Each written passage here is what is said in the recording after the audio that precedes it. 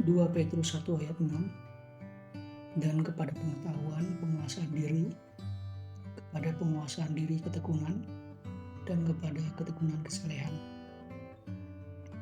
Allah sendiri telah memberikan kepada kita segala sesuatu yang berguna untuk hidup yang berkenan di hadapan Allah. Kuasa yang memberikan kepada kita pengertian tentang kasih setia Tuhan melalui Injil, dan menghidupkan kita untuk memiliki iman yang benar. Iman kepada Yesus yang berkuasa mengampuni kita dari segala dosa. Karena itu kita harus dengan sungguh-sungguh melawan setiap dosa, setiap pemikiran yang menjauhkan kita dari kehidupan yang menyembah Tuhan, setiap tindakan yang membawa kita untuk tidak semakin mengenal Kristus dan mengerti kasih karunia-Nya. Kita perlu hidup untuk secara aktif membawa iman kita kepada kebajikan dan pengetahuan. Seperti pada renungan sebelumnya, 2 Petrus 1 ayat 5. Dan melalui renungan kali ini, kita menambahkan iman kita pada penguasaan diri, lalu ketekunan, dan pada kesalehan. Semua ini didasarkan pada kehidupan yang memiliki penyerahan diri pada kasih karunia Tuhan. Sehingga ini bukan tentang pencapaian kita, melainkan tentang kasih karunia yang telah ada di dalam diri kita dan menjadi dasar perenungan iman Kristen. Berdasarkan kasih karunia, kita telah menerima Roh Kudus untuk semakin mengenali Yesus dan menyembah Dia, melakukan kehendak-Nya dan beristirahat dalam Dia dengan tenang dan penuh harapan. Jadi pada dasarnya ini bukan tentang bagaimana kita ingin mengendalikan kehidupan untuk sampai pada penguasaan diri, ketekunan, dan kesalehan, melainkan penyerahan diri pada kasih Yesus sehingga buah-buah iman muncul dari kehidupan kita. Penguasaan diri, ketekunan, kesalehan. Penguasaan diri bagian buah roh yang Paulus jelaskan kepada jemaat di Galatia.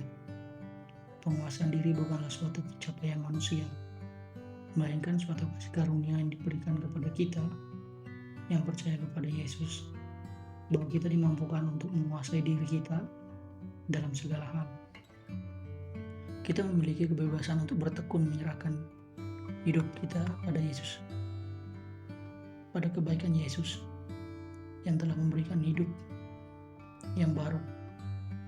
Kita dapat menguasai diri kita di dalam keadaan baik, itu dalam keadaan paling menekan dan nyaman, bahwa hidup kita untuk semakin mengenal Yesus dan melayani Dia. Inilah tujuan dari kehidupan yang memiliki penguasaan diri. Hanya ketika kita menyerahkan hidup kita untuk dipimpin oleh Roh Kudus, maka kita dapat menguasai diri kita dan berhenti memegang kendali atas kehidupan kita. Dengan kata lain, kita perlu bertobat dari cara hidup lama kita yang selalu ingin mengendalikan kehidupan seperti yang kita inginkan. Kita perlu menyerahkan kehidupan kita pada kasih Yesus, mempercayakan masa depan kita bahwa Yesus membawa kita untuk semakin mulia dengan caranya. Karena itu, kesalehan merupakan bagian dari kehidupan Kristen.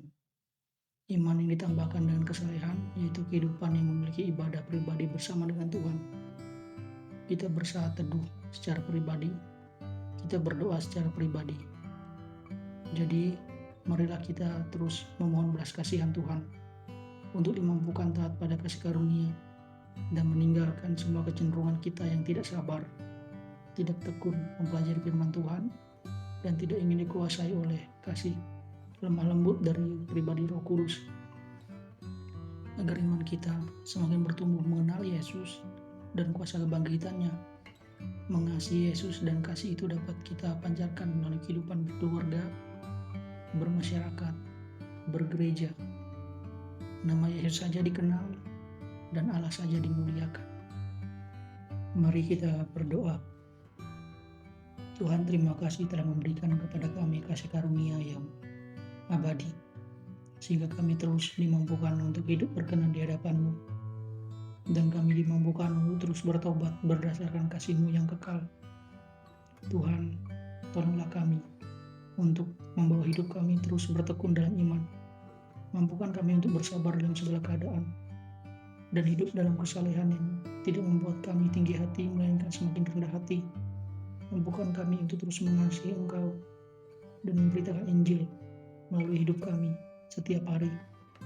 Di dalam nama Yesus kami berdoa. Amin.